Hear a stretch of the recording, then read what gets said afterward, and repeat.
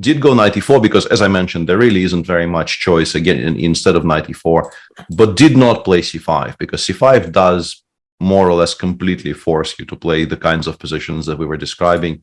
So he goes c6 here, e3 castles. So this how exists. Does that... Yeah, okay. This exists, and it's not horrible at all, but it's not supposed to be as comfortably equalizing, you know. But yeah, it looks Queen b3 on the board in the meantime. And chat tells us that Magnus is following his own game against Nakamura from Build 2012, which is, once again, more Grunfeld's dead. To get to game, simply. Yeah, and this is what I sort of expected, just some kind of Queen a5. And then you go for this plan of knight d7, and then if you really have a lot of time, you would maybe even like to play b5, knight b6, bishop b6 to really get a grip on the c4 square. But you normally don't get this much time, so you play knight b6, bishop b6. And another thing that white needs to pay attention to is you would like to preserve the bishop pair, but then you might have to sacrifice on c3, which is probably not something that Vincent would. And on the subject of avoiding all of those knight jumps, Vincent starts with bishop g5, which I like quite a lot, because attacking the pawn on e7 when the queen ventures away from d8 is a very, very standard thing, which is extremely annoying in all kinds of Grunfeld positions. And Magnus now has to be very careful, because you can very, very easily drift into positions you will hate quite a bit. Fantastic. Very nice Grunfeld. Yeah, just a very nice Grunfeld. So he did play b5, he did play rook e8, as we were sort of expecting, and knight b6.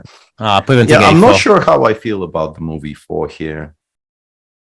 But I also don't know what else to do, because we're not in time to play a4, as far as I can see.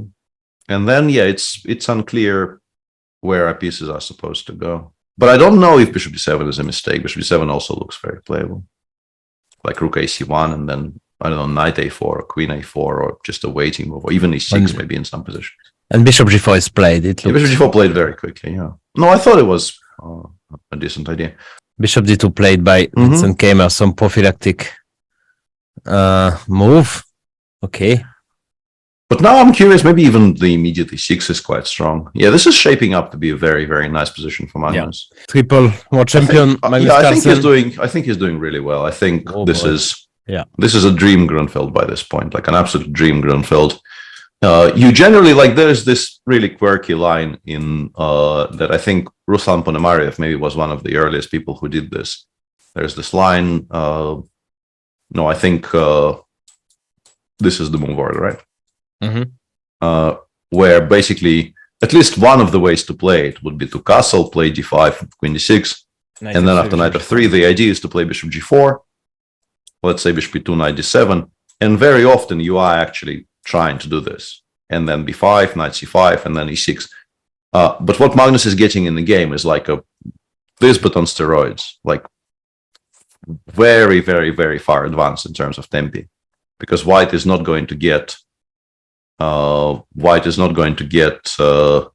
anything going on the king side. Like, eventually, I guess you have to take on e6. We take with the rook, I suppose, and we want to play knight a4. We want to play rook e8.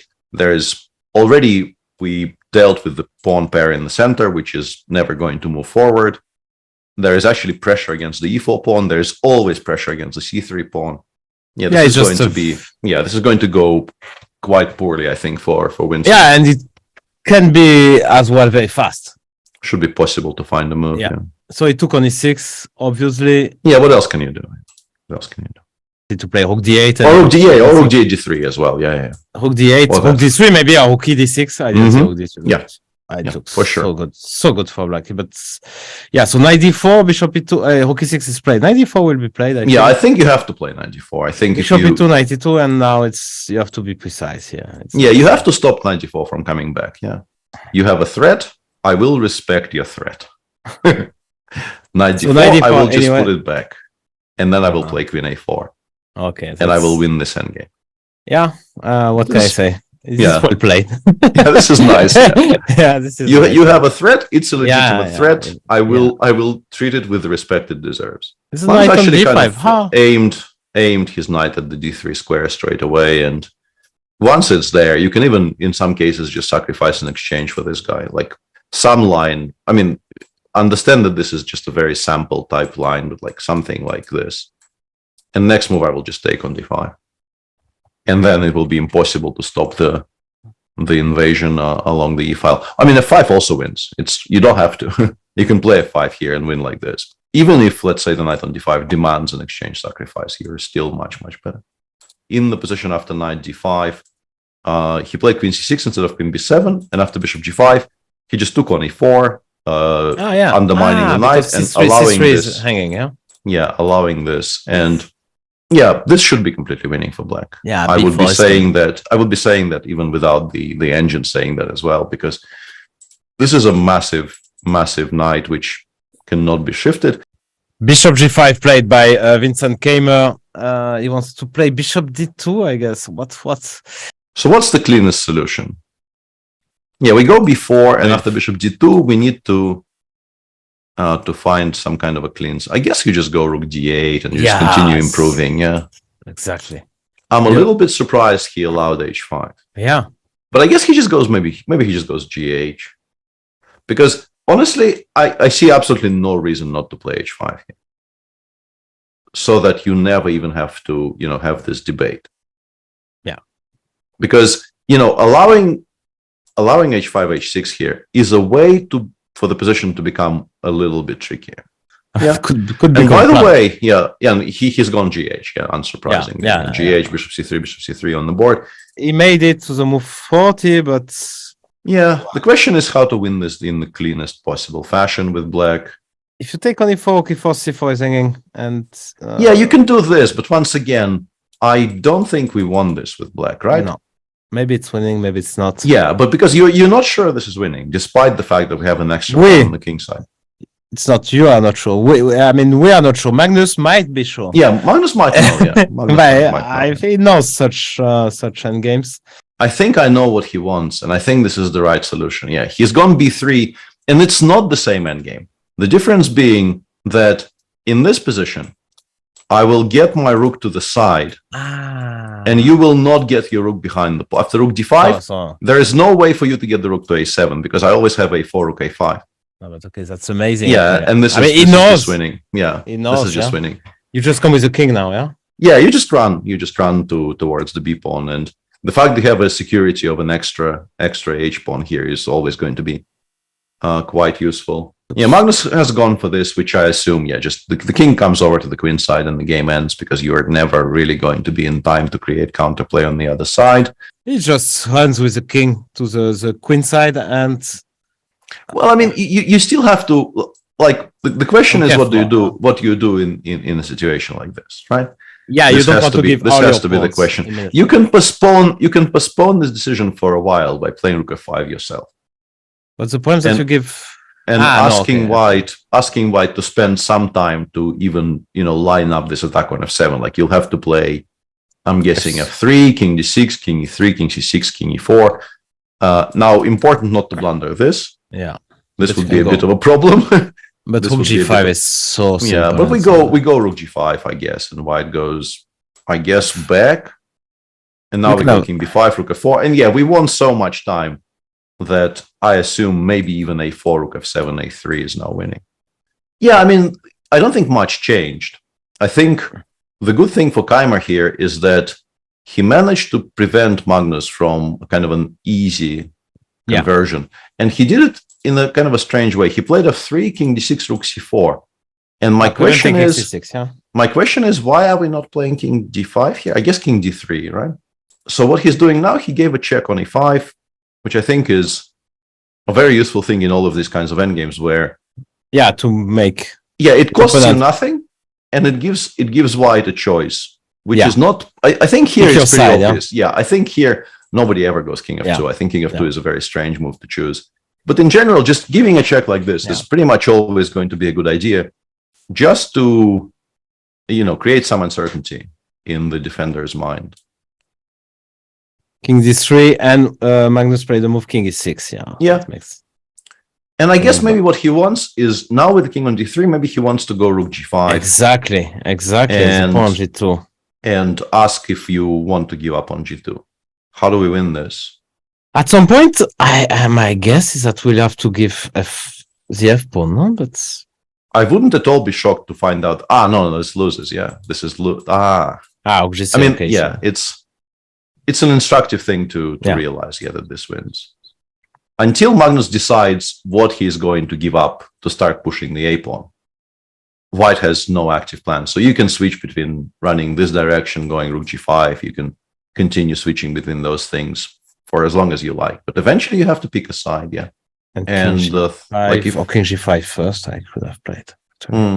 Yeah, I still don't know what the threat is if we continue ignoring it, but no, me too.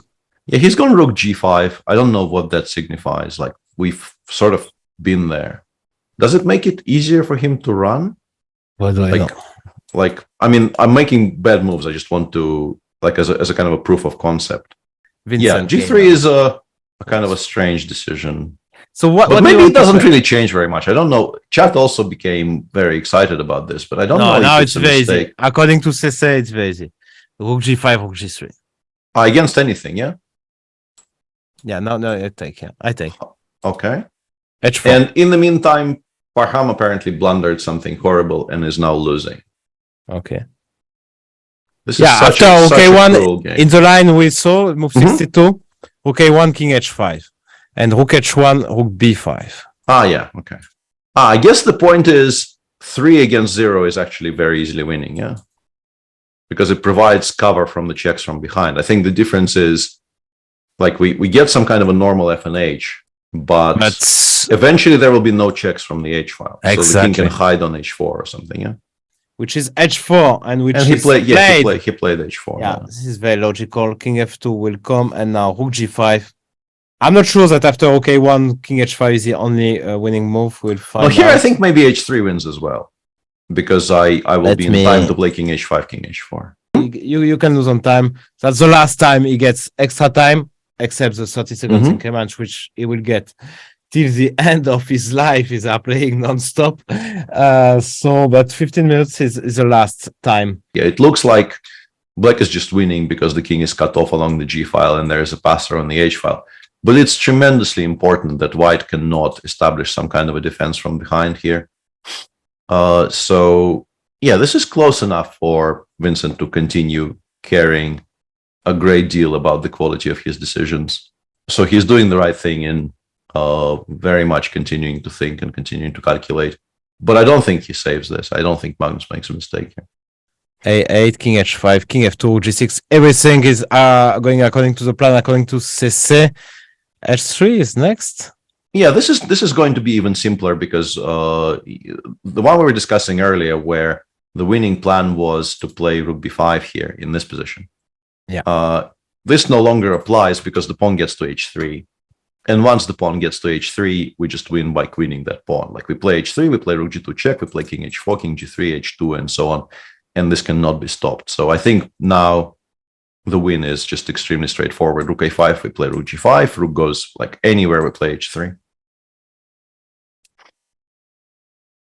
It really is no longer, rook a3, but we can still play h3, f4, rook g2 check. It doesn't change anything.